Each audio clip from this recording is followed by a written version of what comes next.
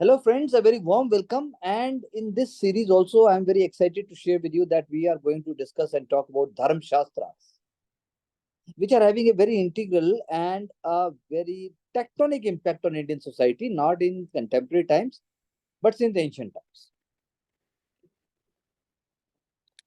It is very important to see the socio-economic and socio-political impact of Dharma Shastras because it is the carrying on of those values which is creating an element in governance. And that is why we have to see with respect to political legitimacy or even political ideology. Question arises that whether Dharam Shastra themselves stand alone were a political ideology or not, or what kind of impact they are making on different kind of political ideologies or even relations.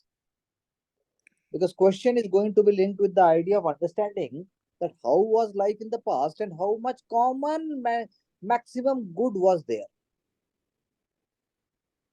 Or even if I reverse the statement, then what was the common minimum standards for the public services? तो चलिए इसी बात को brainstorm करते हुए अपने clarity और अपने थॉट्स को बढ़ाते हुए let's move forward and enjoy the same looking forward to the critical ideas feedback and also a keenness to continue with zeal. Let's see how we change the course of action. Yes, sir. Start. Yes, sir. Thank you, sir. So this is a last topic with regarding to the ancient Indian political thought.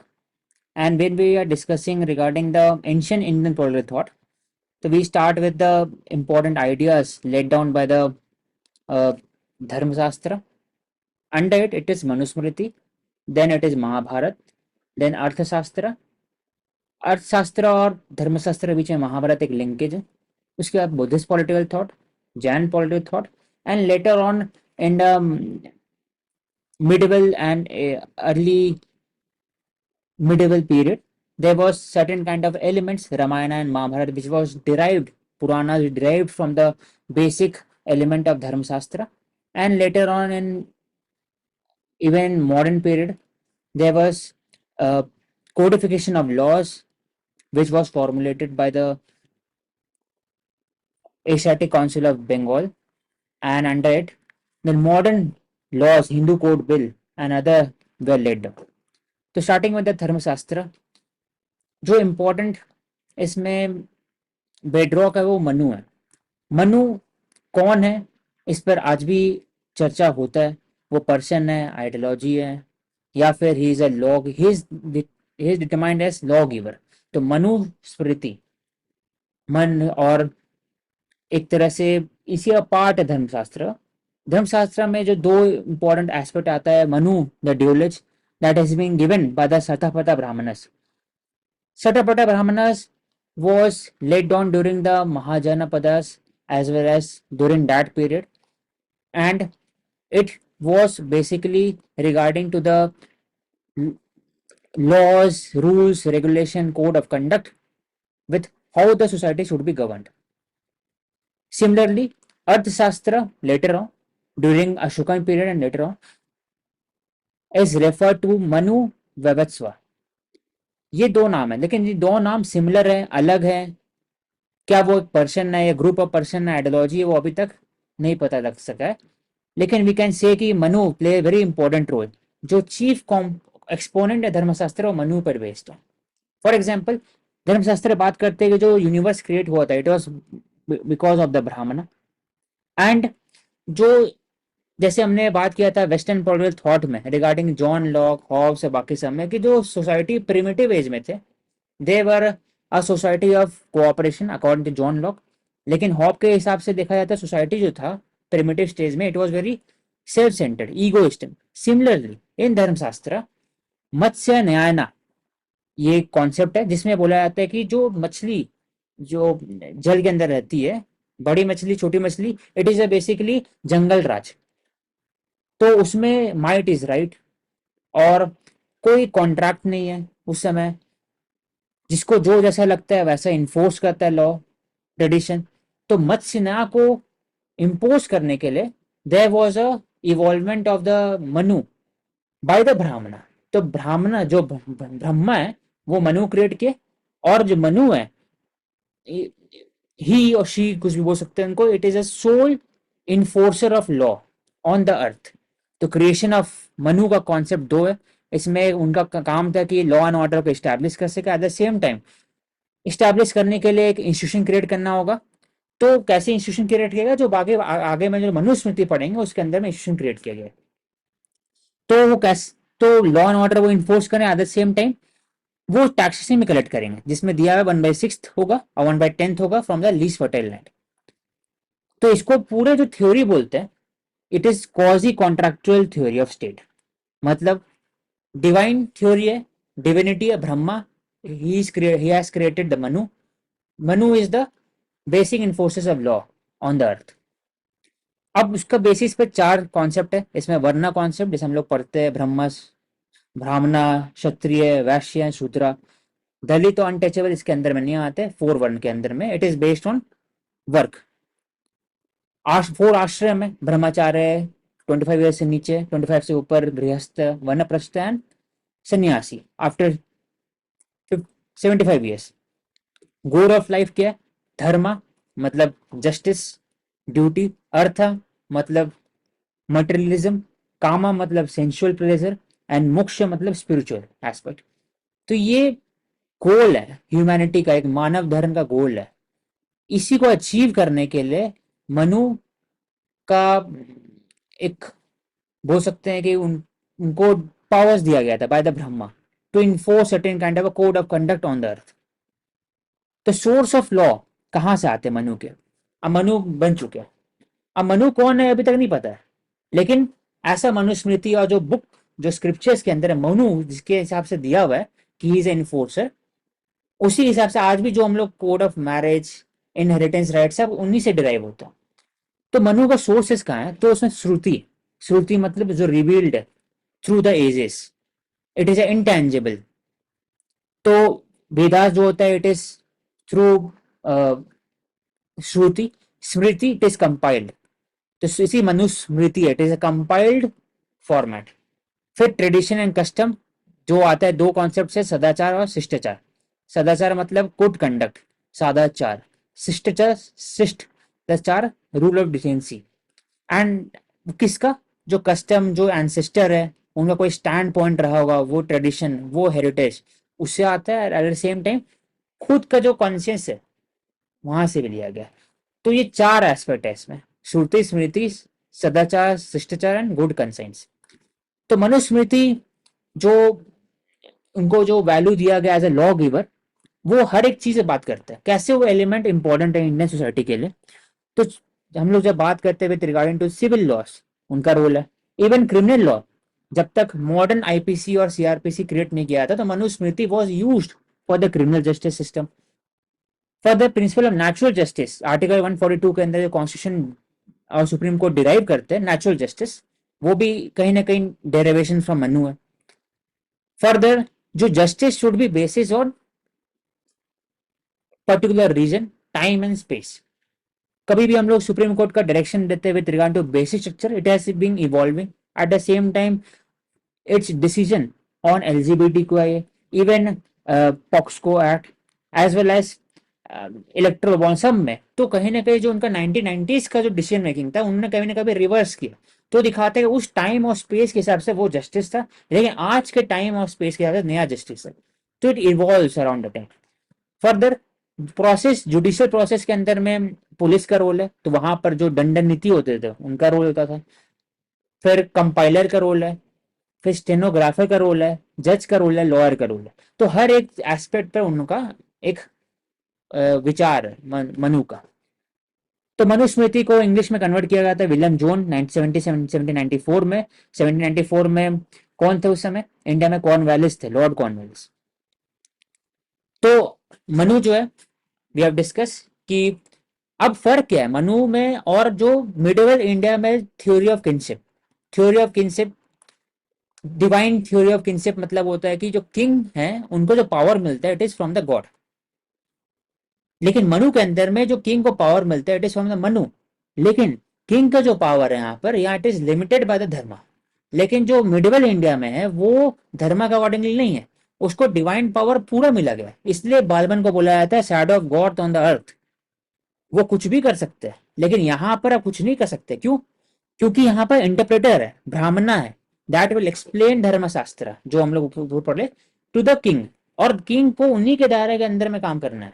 एक तो justice है और जो उनका duty है उस दायरे के अंदर में। और प्लस वो उनको जो डिविनिटी मिला है, king is the representation of the divinity.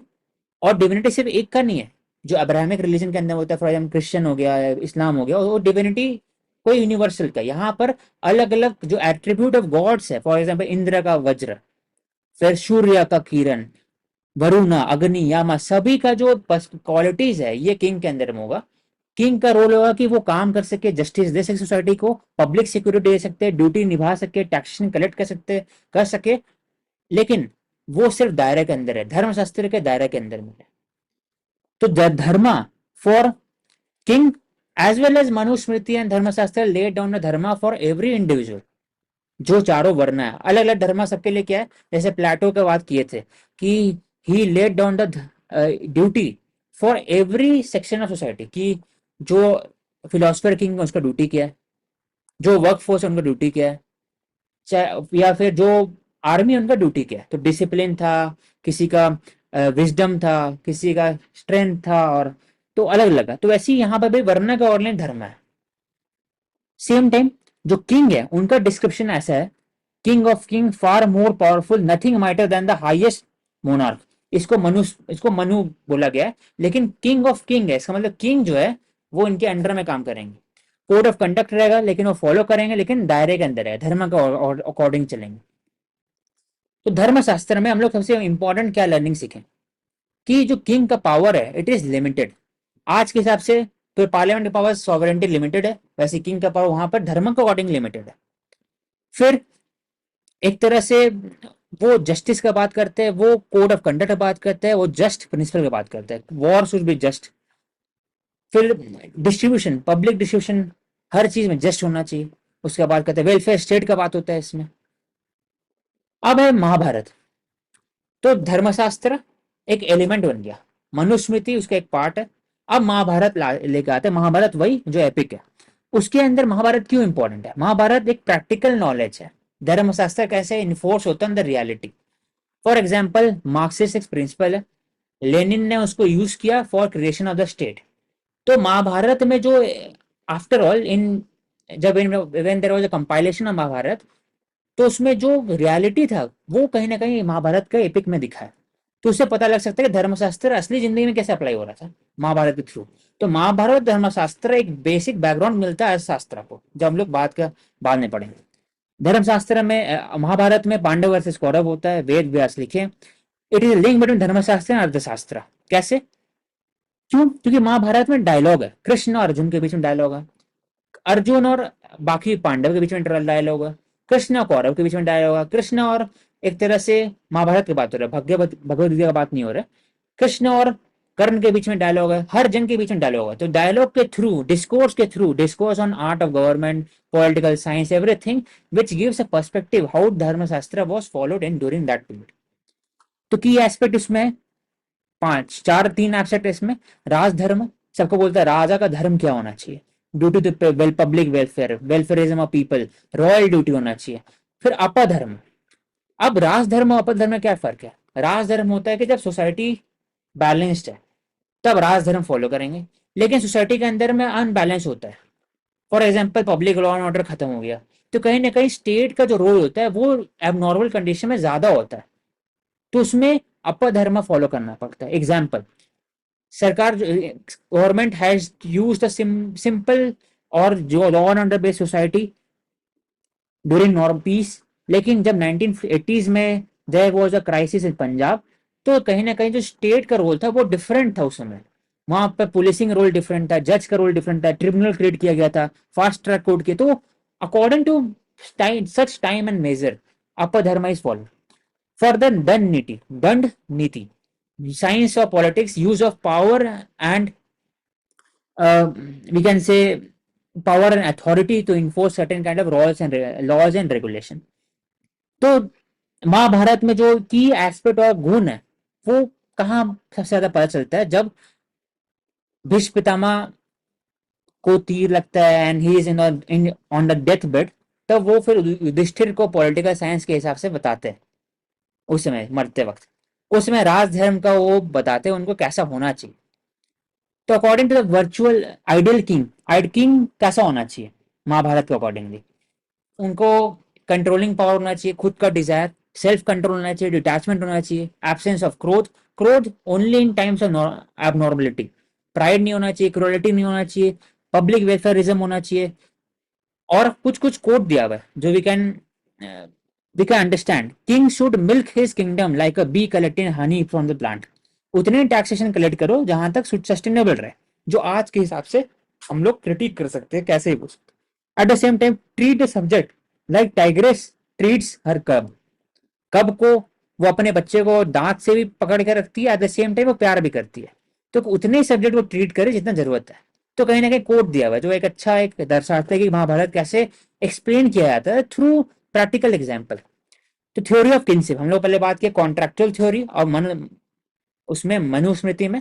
अब किनशिप में क्या है, इसमें लिमिटेड सॉवरेंटी है। जहां तक दायरा आपका किंगडम है वहीं तक धर्म स्टैब्लिश होगा, उसके आगे धर्म नहीं रहेगा। दैट इज वाई रामायण भी जब बाहर बाद में देखते हैं रामायण के पीरियड में, तो लॉर्ड राम है, ही अपहोल्डेड धर्मा बाय किलिंग बाली। उस समय वो जो अयोध्या का धर्म था वो फॉलो नहीं किया था, वो जंगल के धर्म को फॉलो किया था। तो basically dharma changes according to the time और space. For the king is agent of God. King को अनलिमिटेड पावर्स नहीं है जैसे मिडिवल किंगडम का दिखाया जाता है, उनके पास पावर है लेकिन वो लिमिटेड है। क्यों? There is interpretation by the ब्राह्मणा, कोर्ट ऑफ ब्राह्मणास पुरोहिता। वो इंटरप्रेट करके बताएंगे उनको, उनको एडवाइस करेंगे, उनके हिसाब से चलना होगा। प्लस वो बात करते हैं पुरुषास्त्र। पुरुषार्थ मतलब होता है कि king should follow the ideal ideal man, ideal धर्म, जो वर्च्यू ऑफ आइडियल किंग है, जो हमने डिस्कस कर लिया। दो कॉन्सेप्ट इसमें आता है, अपधर्म और राजधर्म। राजधर्म वी हैव डिस्कस कि नॉर्मल लॉ एंड ऑर्डर जब जस्ट सोसाइटी स्टैब्लिश रहता है, लेकिन ऐसा होता नहीं है during time of crisis, calamity, war. Even example India में कोविड के समय में डिजास्टर मैनेजमेंट एक्ट को यूज किया गया, एपिडेमिक एक्ट को यूज किया गया था। तो अपधर्म के समय में the state has to take certain kind of measure that can be very unsuitable, very unjust, नहीं अनजस्ट नहीं हो सकते, it can be very problematic या फिर for the subject, but long term के लिए आसानी हो सकता है। तो अपर धर्म से में एबनॉर्मल कंडीशन में departure from the rigid model code. Model code मतलब जो महाभारत के और धर्मशास्त्र के अंदर में दिया हुआ है कि आपको ये फॉलो करना है, किंग को ये सब चीज फॉलो करना है, वो तोड़ सकता है अपर धर्म के समय में during war, time crisis etcetera. अब आता है अर्थशास्त्र, क्या कनेक्टिविटी है। तो धर्मशास्त्रों का बेसिक कि आइडियल क्या होना चाहिए। अर्थशास्त्र अगर इसको कंपेयर किया जाए वेस्टर्न पॉलिटिकल थॉट से, धर्मशास्त्र हो गया प्लेटोनिक सेंस ऑफ जस्टिस, अर्थशास्त्र हो गया एरिस्टोटलियन वे ऑफ जस्टिस। थोड़ा प्रैक्टिकलिटी अर्थशास्त्र में ज्यादा है, आइडियल वे में धर्मशास्त्र है। धर्मशास्त्र वेन इन नॉर्मल टाइम, अर्थशास्त्र when in time of crisis. धर्मशास्त्र लेस फॉर सत्य, सच बोलना है, रीजनिंग, गुड कंडक्ट, सदाचार एंड उपाय, एक्सपीडियंसी, नोबल। आप झूठ बोल सकते हैं लेकिन आपको लॉन्ग टर्म अचीव करना है कुछ, तब आप कर सकते हैं। एट द सेम टाइम जो अर्थशास्त्र है उसमें आप साम दाम दंड भेद यूज कर सकते हैं to achieve public morality as well as जो जस्टिस इन सोसाइटी। फर्दर जो महाभारत में बहुत इंपॉर्टेंट की एस्पेक्ट इसमें आता है, जो आइडियल किंग, जो theory of kingship, even divine theory of kingship जो हम लोग यूरोपियन कंट्रीज के अंदर दिखता है during dark age as well as India में इस्लामिक स्टेट या फिर बाकी जगह पर, वहां पर आप रिबेल नहीं कर सकते, यू हैव टू फॉलो।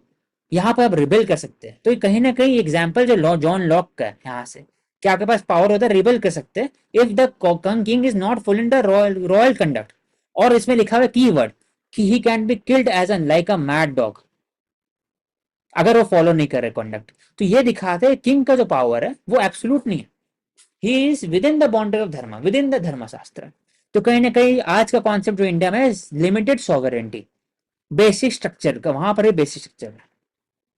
अब आते हैं प्रैक्टिकलिटी, अर्थशास्त्र। अर्थशास्त्र क्यों इंपॉर्टेंट? अर्थशास्त्र, धर्मशास्त्र, टू स्टैब्लिश धर्म, उसका शास्त्र। अर्थशास्त्र मतलब हो गया मटेरियलिस्टिक चीज, फॉर एग्जाम्पल एडमिनिस्ट्रेशन हो गया, governance, law law and order, materialistic activity, economic हो गया, डिप्लोमेसी हो गया, हर चीज के अंदर में होगा। धर्म duty justice higher form, material के लिए अर्थ, काम मतलब सेंसुअल, तो काम के लिए काम सूत्र हो गया जो डिफरेंट हो गया, और मोक्ष के लिए उपनिषद हो गया, भगवत गीता हो गया, बाकी सब एस्पेक्ट हो गया। तो चार एस्पेक्ट में अगर अचीव करते तो पुरुषार्थ है। तो अर्थशास्त्र में बात करते हैं। अर्थशास्त्र साइंस ऑफ पॉलिटिक्स, तो अकॉर्डिंग टू कौटिल्य, तो कौटिल्य भी वो चाणक्य थे जो तक्षशिला में थे, वो कहीं ना कहीं मेंटर किए थे चंद्रगुप्ता को, और चंद्रगुप्ता ने नंद एम्पायर जो अधनानंदक उनको हराया था और मॉडर्न डायनेस्टी स्टैब्लिश वो उन्होंने स्टैब्लिश किया था। तो बाद में जो कंपाइलेशन हुआ है अर्थशास्त्र में, तो वो बोला जाता है कि चाणक्य सिर्फ एक आदमी नहीं थे, कौटिल्य हो सकते हैं कि उनके नाम पे पेन नेम में और भी लोग हो सकते हैं। तो आज भी इसके ऊपर डिबेट है, लेकिन स्टार्टिंग प्रोजेनेटर वही है।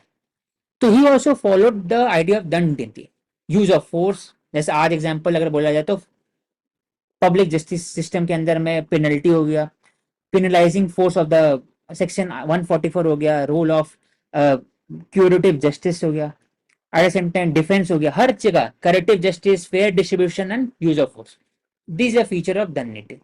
तो इसमें भी जो ओरिजिनल स्टेट है मत्स्य न्याय, जो हम लोग धर्मशास्त्र में देखे थे कि असली में जो सोसाइटी था प्रिमिटिव स्टेज में अलग अलग फिश थे, छोटे फिश बड़े फिश, बड़े फिश खाते थे छोटे फिश को, क्योंकि law of might, might is right उसका बात था, लेकिन नो सेंस ऑफ सिक्योरिटी था। तो उससे क्या हुआ कि देयर वाज अ तो किंग जो गॉड थे दे वर वेरी एंग्री, और उन्होंने कलेक्टिवली एक पावर दिया मनु को, जिसका नाम था मनु वैवत्व। उनको पावर दे कि आप लॉ एंड ऑर्डर स्टैब्लिश करो सोसाइटी के अंदर में। तो कैसे करेंगे? दंड नीति यूज करेंगे, जो ऊपर हमने बात किया। Eight the same time establish करने के लिए, जो सर्विस एक्सटैब्लिश करने के लिए सर्विस एक्सट्रैक्ट करेंगे, टैक्स एक्सट्रैक्ट करेंगे। तो 1/6 होगा फर्टाइल लैंड से, 1/10 होगा अनफर्टाइल लैंड से। Second, the important aspect of अर्थशास्त्र, बात करते हैं सप्तम थ्योरी ऑफ स्टेट और दूसरा राजमंडला। राजमंडला यूज इन द आईआर, सप्तम theory of state use in political science. तो पॉलिटिकल साइंस एंड आईआर के लिए अलग अलग है। तो सप्तम थ्योरी ऑफ स्टेट के अंदर में वो 7 फॉर्म करते हैं। 7 एक इंपॉर्टेंट एडमिनिस्ट्रेटिव फोर्स है, जिनके कारण एक जो स्टेट है it can be very inclusive, at the same time checks and balances भी will be also be there. स्वामी मतलब किंग, अमत्य मतलब मिनिस्टर, सूर्य मतलब फ्रेंड, कोशा कोषाध्यक्ष, फाइनेंस, सेना, दुर्गा मतलब फोर्ट, सेना मतलब आर्मी, एंड जनपति मतलब टेरिटरी जनपद।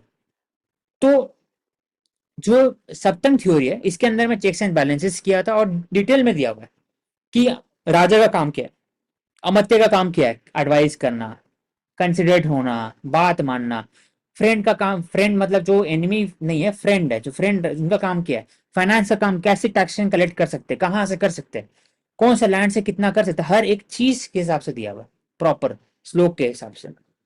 सेना मतलब कितना होना चाहिए, कैसा सेना होना चाहिए, कैवेलरी होना चाहिए कि उसमें इन्फेंट्री होना चाहिए, कैसा होना पूरा हर एक का कैसा फॉर्मेशन होना चाहिए।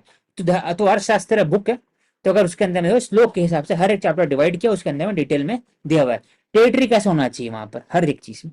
अब आते हैं राजमंडला। राजमंडला रिलेटेड टू द राजा मंडला, राजा के चारों तरफ जो टेरिटरी हो गया उसके में राजा जो है मतलब किंग है वो अपना नेशनल इंटरेस्ट, आज के हिसाब से इंडिया हो गया, तो राजा उसके आज के हिसाब से इंडियन। तो राजमंडल थ्योरी मतलब इंडियन नेशनल इंटरेस्ट क्या होना चाहिए, उस समय के राजा का नेशनल इंटरेस्ट क्या होना चाहिए, स्टेट इंटरेस्ट क्या होना चाहिए। तो बात करते हैं जो नेबर होंगे वो एनिमी रहेंगे। एग्जाम्पल पाकिस्तान आज के हिसाब से, बांग्लादेश में चेंजेस होता है तो कहीं ना कहीं एडवर्सिटी होता है, चाइना हो गया। लेकिन जो नेबर के नेबर वो दोस्त हो सकते हैं, एग्जाम्पल अफगानिस्तान, ईरान, रशिया जो चाइना का नेबर है। एट द सेम टाइम वो डिफरेंट मेथड यूज किया डोमिनेशन का। पहला कि आप दोस्ती कर सकते हैं, साम मतलब कंसीलिएशन। आप जैसे इंडिया में एग्जांपल इंडिया बांग्लादेश का लेते हैं तो कंसीलिएट करते with regarding to several treaty. तो पाकिस्तान के साथ इंडस वाटर ट्रीटी की है। दाना मतलब गिफ्ट, एमओयू साइन करते हैं, आप उसको फंडिंग देते हैं। रूपपुर न्यूक्लियर एनर्जी प्लांट है विद हेल्प फ्रॉम रशिया इन बांग्लादेश। दंड मतलब use of force, Balakot strike Pakistan के अगेंस्ट, या फिर 1965 वॉर, 17 वॉर, दंड नीति या कोर्सिव डिप्लोमेसी।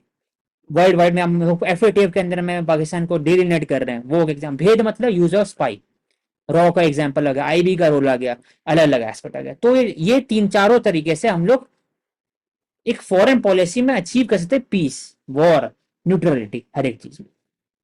तो एस्पेक्ट आ गया।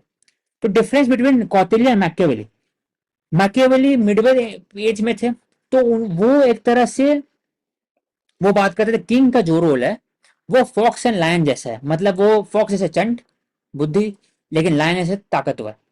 लेकिन जो धर्म अर्थशास्त्र बात करते हैं कि हर एक एनिमल का जो एट्रीब्यूट्स है वो किंग के पास है, क्रो का, लायन का, शीप का, हर एक चीज इसके हिसाब से किंग। लेकिन कौटिल्य अर्थशास्त्र के अंदर में लिमिटेड दायरे के अंदर में काम करते हैं, धर्म के अंदर में। लेकिन जो मैकियावेली के जो प्रिंस है उनका कोई धर्म ही नहीं, वो कैसे भी प्रिंसिपल अप्लाई कर सकते हैं, वो अल्टीमेटली जो पावर है वो किंग के पास है, कुछ भी कर सकते हैं, अपना पावर को सिक्योर करने के लिए कुछ भी कर सकते हैं, preservation of the power. Further Kautilya का जो पोजीशन है रिलीजन कहीं ना कहीं इसमें रोल प्ले करता है, लेकिन मैकियावेली में he talked about separation of state and church, तो डिफरेंट है।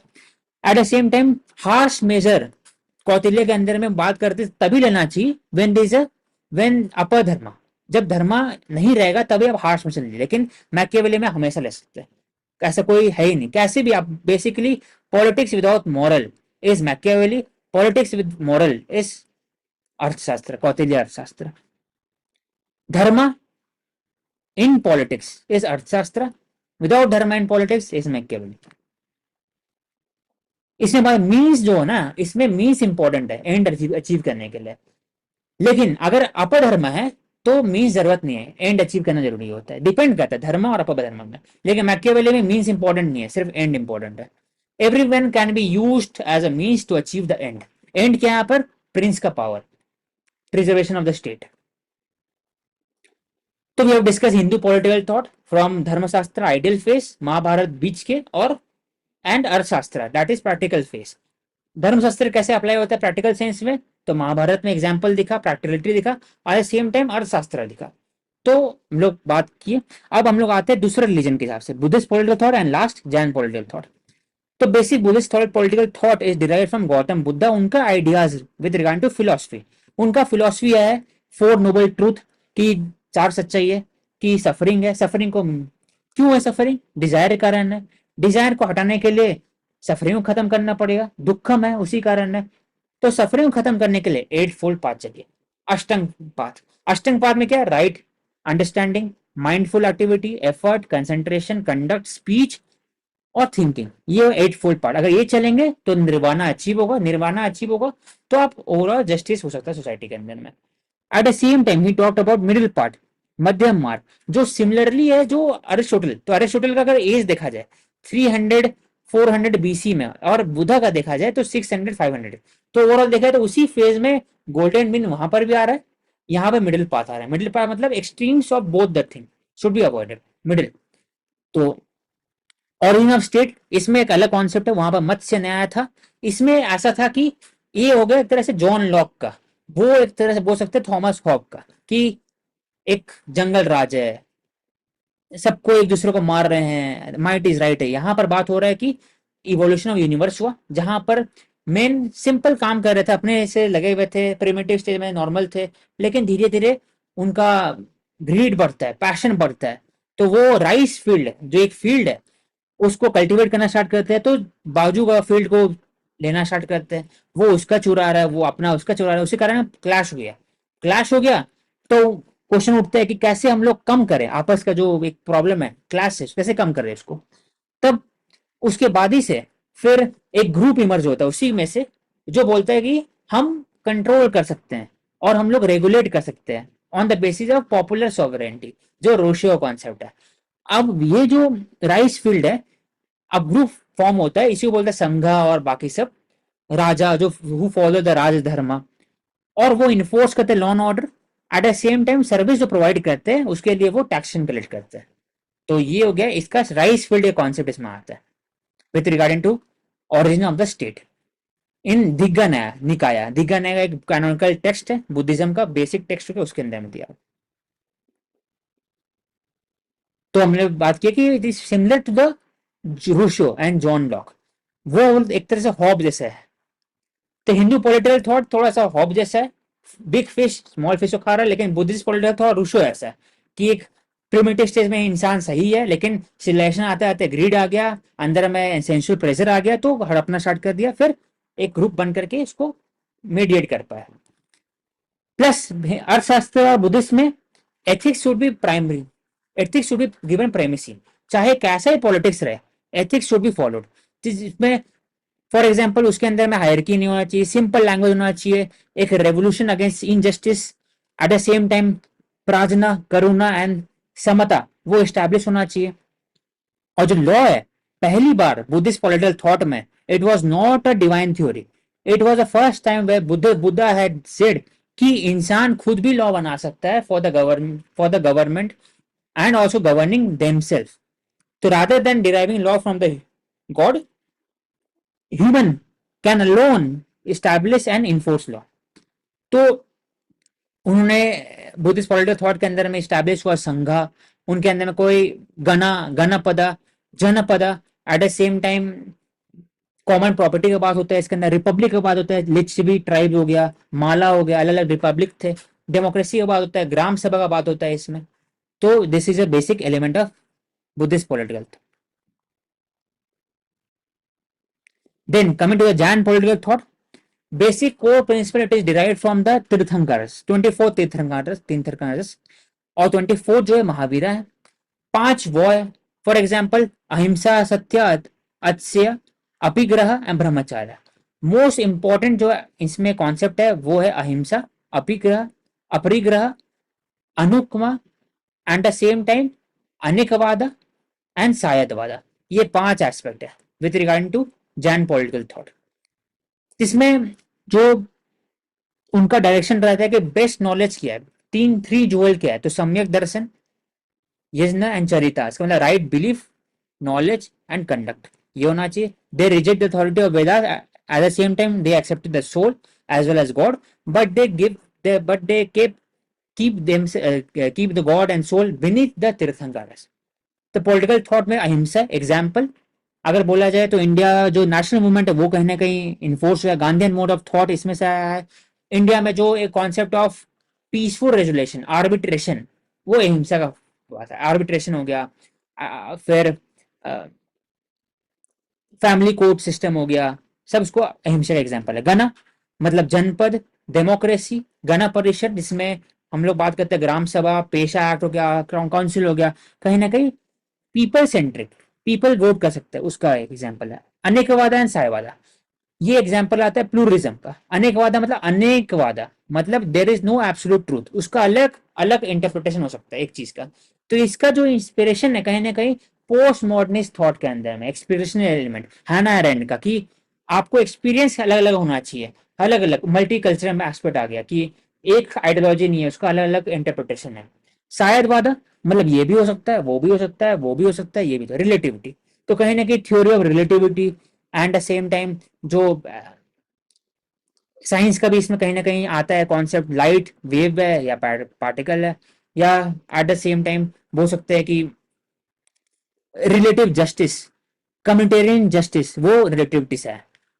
अपरिग्रह मतलब नॉन पॉजिटिवनेस, इसका एग्जाम्पल कहीं ना कहीं आया इंडिया, इंडिया जैसे sustainable development, less materialism, less consumerism, climate change policy जो इंडिया है, 3R इकोनॉमी हो गया, कॉन्सेंट्रेशन ऑफ वेल्थ नहीं होना चाहिए, कम होना चाहिए, तो वो है।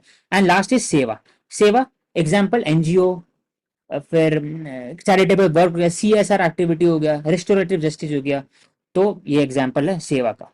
तो all the element are present in the Indian constitution and even in the Indian society as well.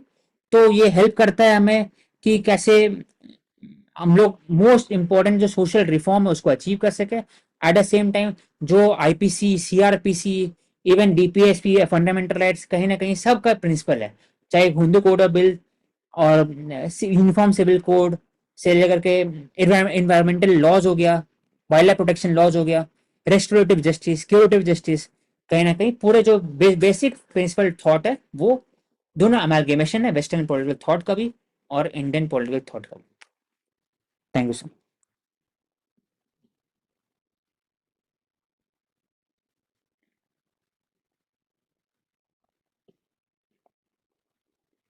I think, wonderful approach and a very good flow with the clarity of